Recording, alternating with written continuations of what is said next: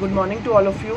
यहाँ पर हम कैश बुक चैप्टर का इलस्ट्रेशन फर्स्ट जो मैंने कल आपसे डिस्कस किया था, यहाँ पे हमारे पास कुछ ट्रांजैक्शंस हैं। 2-3 स्टूडेंट्स ने मुझे जर्नल एंट्रीज भेजी हैं, उनकी करेक्ट हैं, अदरवाइज़ और बाकी तो इनिशिएटिव लेते ही नहीं है किसी बात का। यहाँ पर देखिए हमारे पास हमने बिजनेस कमेंस क्या है विद कैश, हमारे पास एंट्री हो जाएगी cash account debit to capital. Bought goods for cash, cash में गुड्स खरीदा 5,000 रुपये का, तो यहाँ पर आपकी एंट्री हो जाएगी purchase account debit to cash.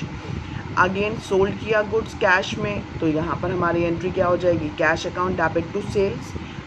Goods purchase किया है रवि से ऑन क्रेडिट 10,000 रुपीज़ का, तो यहाँ पर क्रेडिट ट्रांजैक्शन होगी, तो ये तो हमारी बुक्स में एंट्री नहीं आएगी, लेकिन अभी फ़िलहाल हम जर्नल एंट्री तो कर ही लेते हैं इसकी। Purchase account debit to Ravi, इसी रवि को हमने कुछ अमाउंट पे कर दिया 7,000 रुपीज़ का, तो Ravi account debit to cash से, तो again cash account debit to sales. Purchase furniture for cash means furniture account debit to cash. Wages paid, rent paid, दोनों ही केसेस में एक्सपेंसेस पेड हो रहे हैं, नॉमिनल अकाउंट है, वेजेस डेबिट हो जाएगा टू कैश, पे हो जाएगा, बिजनेस से गया। रेंट अकाउंट भी एक्सपेंस है, डेबिट हो जाएगा, टू कैश हो जाएगा। कमीशन रिसीव्ड हमारी इनकम है, कैश रिसीव होगा, तो cash account debit to commission received आ जाएगा 600 से। इसके बाद हमारे पास 2 पॉइंट्स और हैं। Withdraw for personal expenses 1,000 rupees, तो यहाँ पर ड्राइंग अकाउंट आएगा, क्योंकि यहाँ पर पार्टनर ने या कंपनी के ऑनर ने पैसा निकाला है, तो drawing account debit to cash. Salary pay की है 900 रुपीज़ की, तो यहाँ पर आ जाएगा आपका salary account debit to cash. ठीक है, तो इस तरीके से कुछ ट्रांजैक्शंस थी हैं, तो इनका सॉल्यूशन हमारे पास यहाँ पर मैंने आपके पास जर्नल एंट्रीज़ का पूरा फॉर्मेट मैंने भी रेडी किया है। इस क्वेश्चन में हमें डायरेक्टली सिर्फ कैश बुक बनानी है, तो यहाँ पर आपकी मार्च 1 को आ गई cash account capital, purchase cash, पर cash account to sales, purchase to Ravi, तो ये वाली क्रेडिट ट्रांजैक्शन तो हमारी कैश बुक में नहीं आएगी। इसके बाद रवि टू कैश, यहाँ पर भी क्रेडिट है, तो जो ट्रांजैक्शंस में कैश डेबिट है वो डेबिट साइड जाएगा, जिन ट्रांजैक्शंस में कैश क्रेडिट है वो क्रेडिट साइड जाएगा। तो हर ट्रांजैक्शन का जो इम्पैक्ट आएगा उसको हम, अगर कैश डेबिट है तो कैश बुक में डेबिट साइड लिखेंगे, और कैश क्रेडिट है तो क्रेडिट साइड जाएगा। ठीक है, तो यहाँ पर आपके पास सिर्फ मार्च 10 की एंट्री को छोड़ के जब भी कैश डेबिट है और कैश क्रेडिट है, तो उन सभी ट्रांजैक्शंस को हम क्या करेंगे अपने कैश बुक में नोट डाउन करेंगे। तो हमारी जो कैश बुक है उसमें हमारे पास जो बैलेंस आएगा, देखिए किस तरीके से हम उसमें नोट डाउन करेंगे। हमारे पास ये है फॉर्मेट में देखिए डेबिट, एक से लेफ़्ट साइड डेबिट रहेगा, राइट साइड क्रेडिट रहेगा। इसमें कैश बुक हम बनाएंगे, तो वहाँ पर एक कॉलम आएगा date, particular, voucher number, LF, amount. आपको ये प्रॉपर्ली आप अपने बुक से देख सकते हैं, इलस्ट्रेशन फर्स्ट में बना हुआ है, बिल्कुल सेम फॉर्मेट बनाया है मैंने भी। डेट, पर्टिकुलर, वाउचर नंबर मतलब जो एंट्री आप करेंगे उसके सपोर्टिंग डॉक्यूमेंट का नेम, नंबर, और LF लीजर में जो पर्टिकुलर दूसरा अकाउंट अफेक्ट होगा उसका पेज नंबर। अमाउंट जो हम ट्रांजैक्शन का है, again date, particular, voucher number, LF, amount, ऐसे ही राइट साइड में सेम बनेगा। यहाँ पर हर ट्रांजैक्शन जो भी डेबिट होगी वो डेबिट साइड में आएगी, मतलब हमें वो रिसिप्ट हुआ है, और जो हम क्रेडिट साइड में ट्रांजैक्शंस को दिखाएंगे मतलब वहाँ पर पेमेंट्स हुआ है। तो हमारे पास ये जो हमारी पहली ट्रांजैक्शन है, ये मैंने आपको इसलिए करके बताया है फर्स्ट क्वेश्चन में, जिससे आपको ये आइडिया लग जाए कि ये ट्रांजैक्शन ऐसे होती है और इसको पोस्ट कैसे किया जाता है कैश बुक के अंदर। यही फॉर्मेट हमारे लेजर अकाउंट्स का रहेगा, जो हम आगे का हमारा नेक्स्ट चैप्टर है। तो लेजर अकाउंट में पोस्टिंग का भी यही फॉर्मेट रहेगा, और पोस्टिंग का मेथड भी यही होता है। कैसे, जर्नल एंट्री मैंने करी, और जर्नल एंट्री के बाद मैंने देखा मैं कैश अकाउंट बना रही हूँ। कैश बुक मतलब कैश बुक में कैश अकाउंट को हम कोरिलेट करेंगे। कैश अकाउंट में 20,000 रुपये डेबिट हुआ है कैपिटल के कारण, तो जो अकाउंट हम बनाते हैं उस अकाउंट में उस अकाउंट का नेम नहीं आता, उस अकाउंट के कारण जो अदर अकाउंट अफेक्ट होता है उसका नेम उसी बुक्स में लिखा जाता है। तो यहाँ पे मार्च 1 को कैश अकाउंट डेबिट हुआ है, तो कैश डेबिट हुआ है तो कैश अकाउंट की डेबिट साइड हम लेंगे और यहाँ पर लिखेंगे 2। और क्यों हुआ है डेबिट, कैश अकाउंट की डेबिट साइड में आपने 2 लिखा, मतलब कैश तो डेबिट हो गया। वो क्यों डेबिट हुआ है उसको हम 2 कैपिटल लिख के बताएंगे। जो दूसरा अकाउंट अफेक्ट हुआ है ना उसके कारण, उस अकाउंट का नाम कितना आ गया, 20,000 रुपये।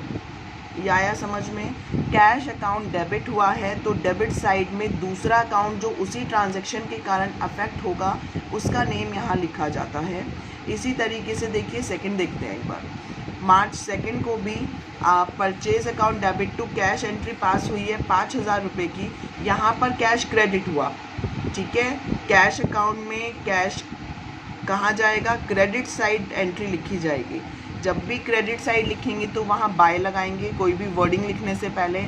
और कैश क्यों क्रेडिट हुआ है, रीज़न लिखा जाता है, परचेज अकाउंट के कारण क्रेडिट हुआ है, तो ये रीज़न हमें मेंशन करना पड़ता है, नेम लिखना पड़ता है और सेम अमाउंट के कॉलम में हम अमाउंट लिख देंगे उस ट्रांजैक्शन का।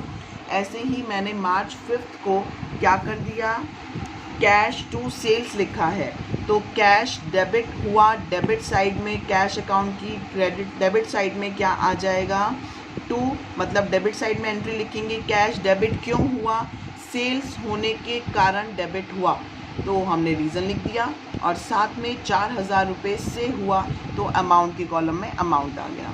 मार्च 10 की एंट्री यहाँ नहीं आएगी क्योंकि यहाँ पर कैश नहीं है, हम कैश अकाउंट कैश अकाउंट बना रहे हैं। रवि और परचेज का कोई अकाउंट नहीं है तो यहाँ पे कोई एंट्री नहीं होगी। अब जो मार्च 13 की एंट्री है अगेन कैश क्रेडिट है, कैश क्रेडिट है मतलब मार्च 13 को क्रेडिट है तो क्रेडिट साइड में बाय लिखेंगे। क्यों क्रेडिट हुआ, रवि को पेमेंट करने के कारण, तो रवि को पेमेंट मैं कर दूंगी तो यहाँ पर बाय रवि आ जाएगा कितने से, 7,000 रुपीज़ से, ठीक है। इसके बाद नेक्स्ट एंट्री है मेरी मार्च 15 की, वहाँ पर भी मैंने क्या किया है, ये जो रवि का अमाउंट मैंने लिखा है ये भी क्रेडिट हुआ, ये मींस कैश मेरा क्रेडिट है तो क्रेडिट साइड में बाय रवि आया और 7,000 रुपये उसके अकाउंट में लिख दिए।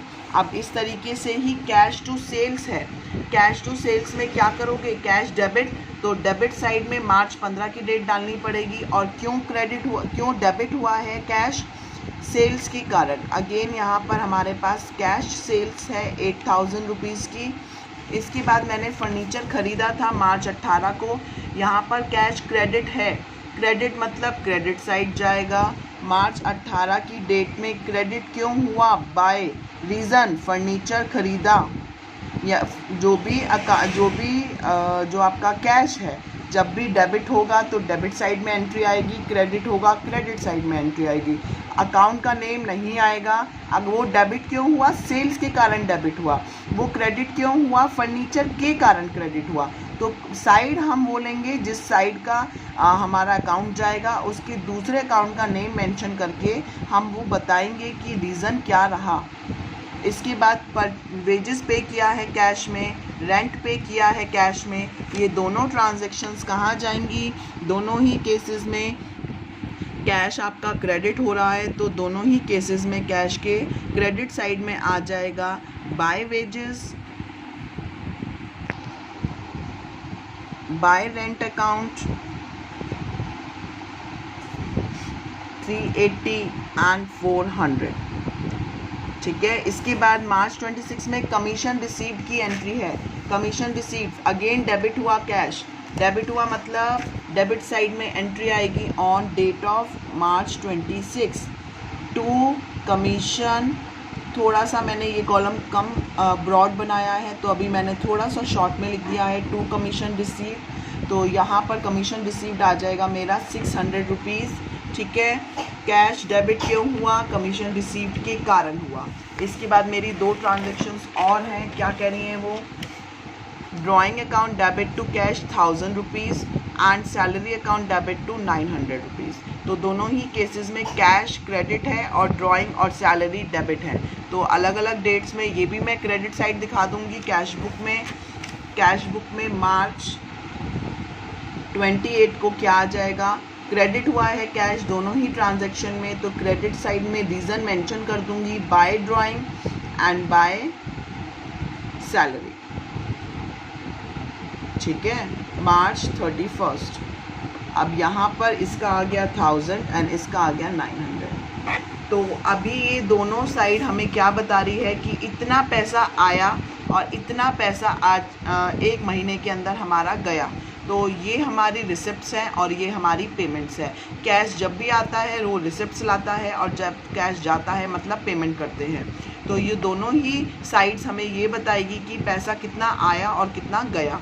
तो हमारे पास देखिए किस तरीके से हमें अब इसे क्लोज करना है। हम दोनों साइड का टोटल करके देखेंगे रफली, ठीक है। और दोनों साइड का टोटल करने के बाद हमें जो भी साइड ज़्यादा मिलेगी उस साइड हम बैलेंस ले जाएंगे। तो यहाँ पर मेनली कैश बुक का तो ऑलवेज डेबिट बैलेंस होता है। क्यों होता है उसका रीज़न कल बताऊँगी। तो हमारी कैश बुक के डेबिट साइड का टोटल अगर मैंने किया तो 32,600 आया, 32,600। इस 32,600 का साइड में अगर ये वाली साइड मैंने टोटल करी तो इसका बैलेंस आया 20,680। मतलब ज़्यादा कौन सा है, डेबिट साइड। तो डेबिट साइड जो साइड ज़्यादा होती है दूसरी साइड बैलेंस जाता है। तो लेफ़्ट साइड में मेरा 32,600 है, तो वही सेम अमाउंट से मुझे वहाँ पर भी क्लोज़ करना पड़ेगा। और यहाँ पर मुझे लास्ट डे ऑफ मार्च 31 क्या लिखना है, by balance brought down, sorry by balance carried down. ठीक है, तो कैरिड डाउन मतलब कि वहाँ से बैलेंस यहाँ लाए। 20,680 यहाँ का टोटल है। टोटल मैंने बोला 32,600 लिखो, तो यहाँ पे कितना है 20,680। कितना कम है उतना यहाँ पर मेंशन कर देंगे। 11,920 20,680 में मैं जोड़ दूंगी तो मेरे पास 32,600 टोटल आएगा। मतलब क्या हुआ, टोटल पैसा आया 32,600, उसमें से 20,680 की पेमेंट करने के बाद 11,920 का बैलेंस मेरे पास इस मार्च 31 को बच गया। तो जो बच गया वो नेक्स्ट डे फिर कैरी फॉरवर्ड हो जाएगा। सेम फॉर्मेट के नीचे हम क्या लिखेंगे, अप्रैल 1 टू बैलेंस ब्रॉट डाउन कितना 11,920। अब यहाँ पे जो इस महीने की ट्रांजैक्शंस होंगी वो नीचे आती जाएंगी और उनको हम नोट डाउन करते जाएंगे। तो ये था आपका कैश बुक का फॉर्मेट जिसको आपको प्रॉपर्ली करना है और प्रॉपर्ली समझना है। अगर आपको इसमें दिक्कत आती है तो हम फिर उसके आगे फिर ले लेंगे टॉपिक। ठीक है, आज के लिए इलस्ट्रेशन फर्स्ट का कैश बुक आपको प्रैक्टिस करना है। Thank you.